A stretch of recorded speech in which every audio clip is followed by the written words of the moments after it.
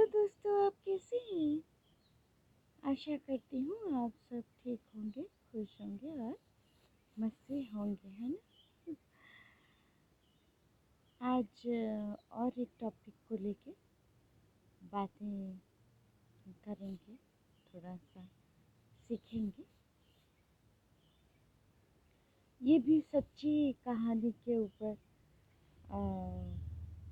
है। आपको याद होगा, उड़ीसा में बहुत भयंकर साइक्लोन आया था 1999 1999 में। तब की बात है ये।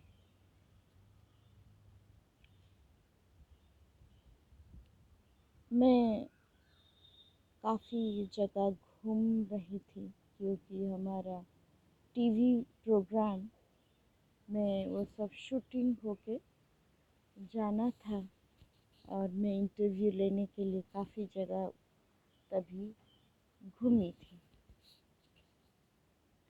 तो उसमें से एक स्टोरी मुझे बताया गया जब मैं वहाँ पे गई, लोगों का इंटरव्यू लिया। तो एक सच्ची कहानी मुझे बताया गया क्या हुआ था। एरसेमा करके एक गांव है, वहाँ पे एक जमींदार अपने बंगलों में बड़े घमंड के साथ रहते थे क्योंकि वो एरिया में उनका जैसा आ, घर किसी के पास नहीं था। तो वो बहुत घमंड करते थे कि उनके पास इतना बड़ा घर है। लोगों को हमेशा वो नीचा देखते थे और हमेशा वो घर के बारे में चर्चा करते थे। तो एक दिन क्या हुआ, उनके घर के सामने एक मछुआरा एक प्लास्टिक पॉलीथीन लगा के वहाँ पे रहने लगा, उनके घर के सामने, क्योंकि समुंदर के पास आ, उनका जगह था, गांव था। तो वो जब वहाँ पे रहने लगा मछुआरा, तो ये बंगलों में जो रहते थे जमींदार, वो हंसने लगे। बोले, तू क्यों यहाँ पे रहता है? अपना घर नहीं है क्या? एक प्लास्टिक को बांध के तू रहता है, तुझे शर्म नहीं आती? देखा मेरा बंगलो इतना बड़ा सा, मेरे सामने तू रहता है, मेरा प्रेस्टीज लॉस हो जाएगा, तो यहाँ से हट जा।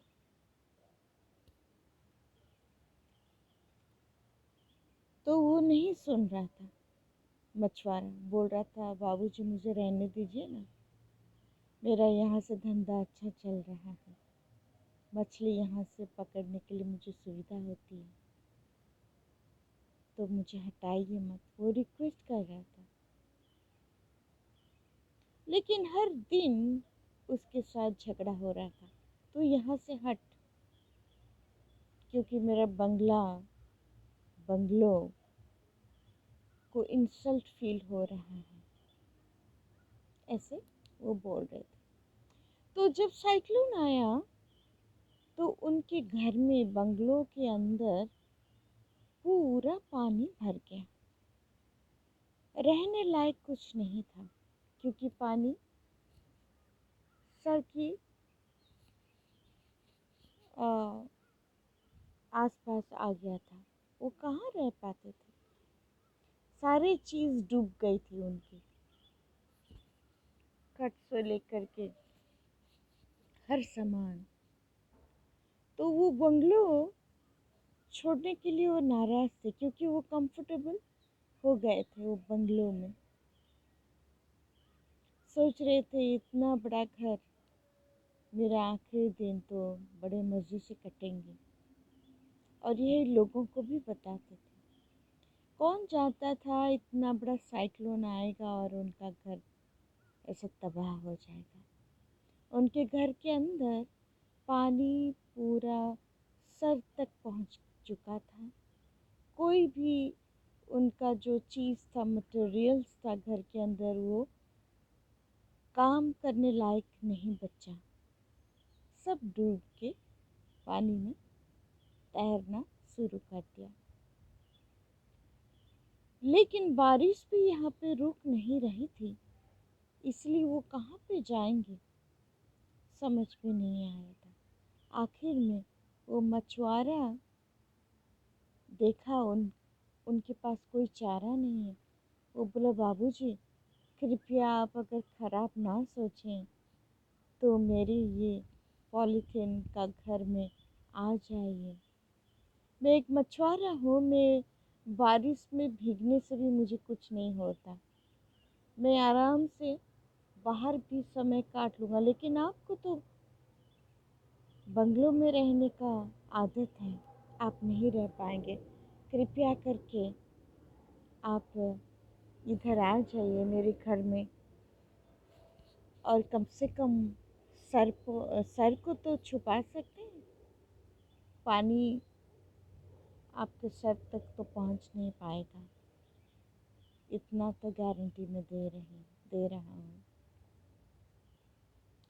तो वो ज़बरदस्ती बुला के उनके घर के अंदर ले लिया।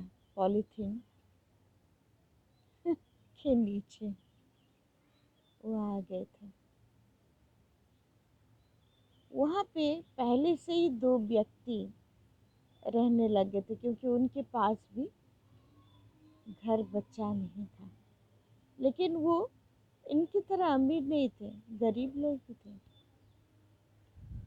लेकिन वो मछुआरा उनको भी रहने के लिए सुविधा दिया था। तो वो कुछ बोले नहीं, वहाँ पे जाकर रहने लगे। वो मछुआरा मच्छी को ला के फ्राई करके उनको खाने के लिए भी दे रहा था।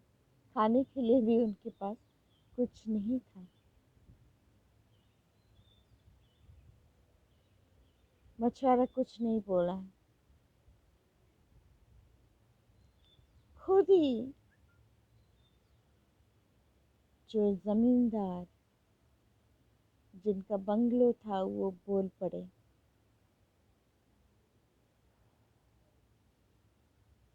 बोले कि आज मेरा घमंड टूट गया है।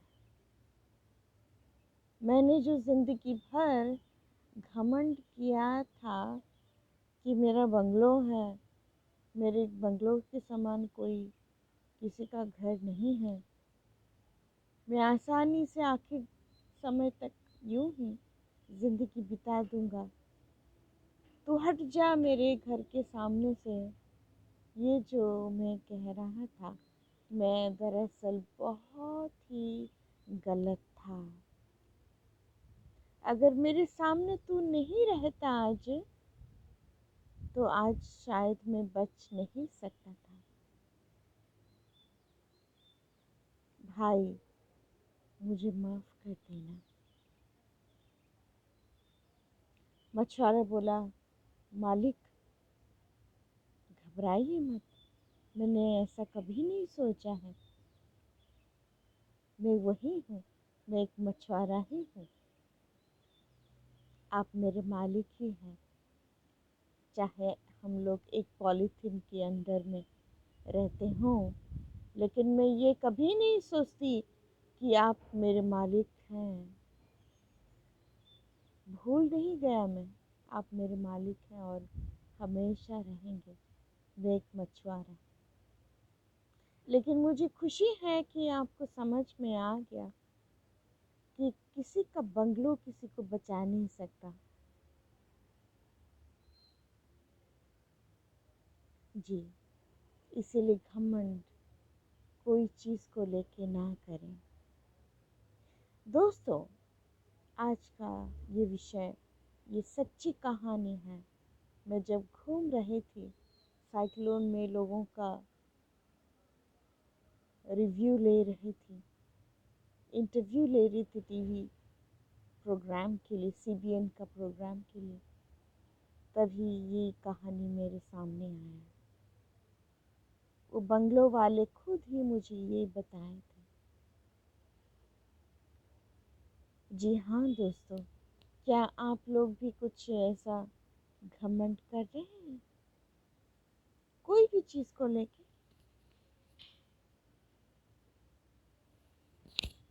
कृपया करके मैं रिक्वेस्ट करती हूँ, ना करें घमंड, ना करें कोई भी चीज़ को लेके। एक दिन घमंड टूट जाएगा। कैसे टूटेगा आपको नहीं पता। आपको इंसल्ट फील नहीं होना चाहिए। ऐसा समय नहीं आना चाहिए। अगर आप चाहते हैं कि आपका घमंड टूटे, तो कोई भी चीज़ को लेके आप घमंड नहीं करेंगे और किसी को बताएंगे भी नहीं कि मेरे पास ऐसा है वैसा है। तेरे पास क्या है? मत पूछिए ऐसी बात, बेकार है ये सारा चीज़। एक दिन ये सब छोड़ छाड़ के हमको जाना पड़ेगा दोस्तों। आशा करती हूँ ये स्टोरी से आप कुछ सीखे होंगे। अगर सीखे होंगे, आपको अच्छा लगा, तो लाइक, शेयर और सब्सक्राइब मेरे चैनल को करना ना भूलें। ठीक है? यूँ ही प्यार देते रहिए, मुस्कुराते रहिए, सुरक्षित रहिए, अपना ख्याल रखिए। मिलेंगे और एक वीडियो में नए टॉपिक के साथ। ठीक है? जय हिंद।